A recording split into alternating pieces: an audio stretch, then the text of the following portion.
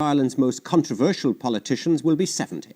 Dr. Noel Browne was central to the mother and child row, TD for 3 political parties, a political phenomenon.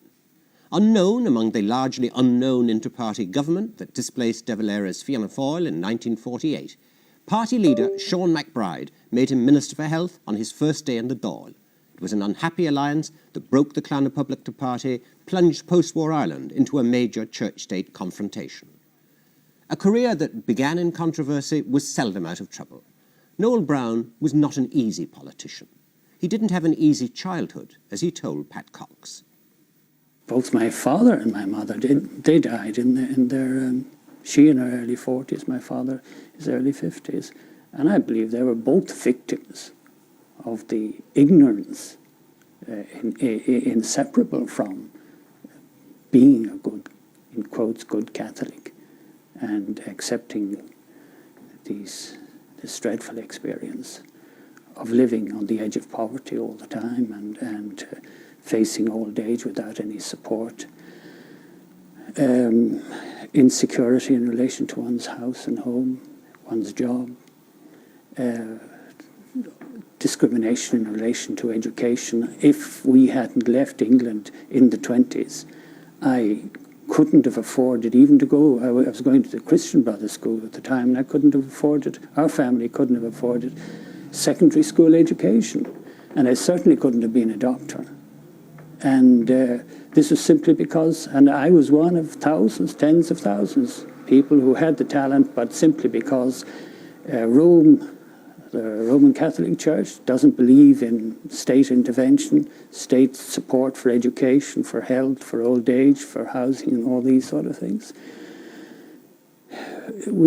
She was encouraged to have more children that she could possibly manage. It killed her at an early age. And then we were scattered to the 4 corners of the earth. Of the 7 of us, 2 of us survived. Or 6 of us who had TB, 5, I'm the only one left, and I myself had it 5 times. So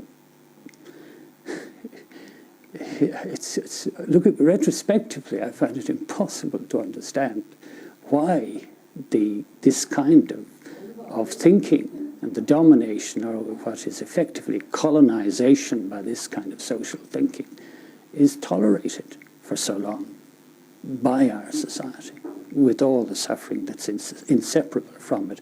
Myself, I have to say this, that because of a series of remarkable accidents, when we went to England, she saw how we got to England was she was dying of TB, and she decided that if we stayed in Ireland, we'd all end up in a workhouse. Your father, in fact, was only able to leave £100 to sustain the yes, a whole lot. And she realised that we would all end up in an institution, a workhouse. And I don't know if you know that an Irish workhouse, the boys go to the right, the girls go to the left, the fathers go this way, the mothers go this way.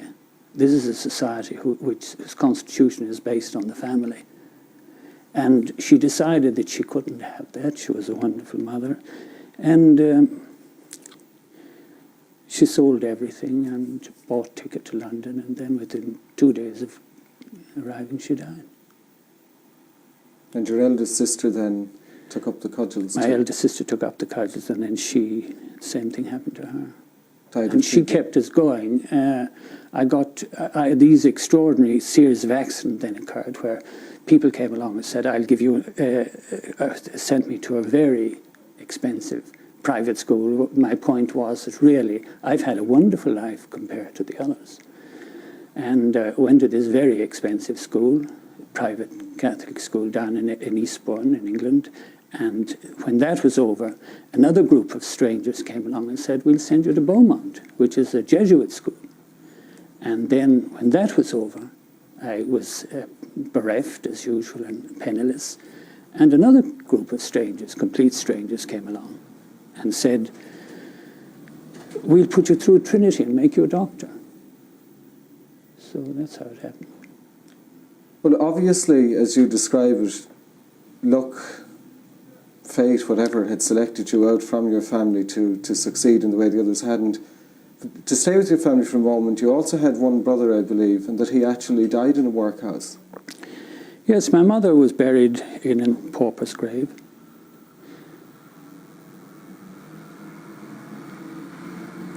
And my brother then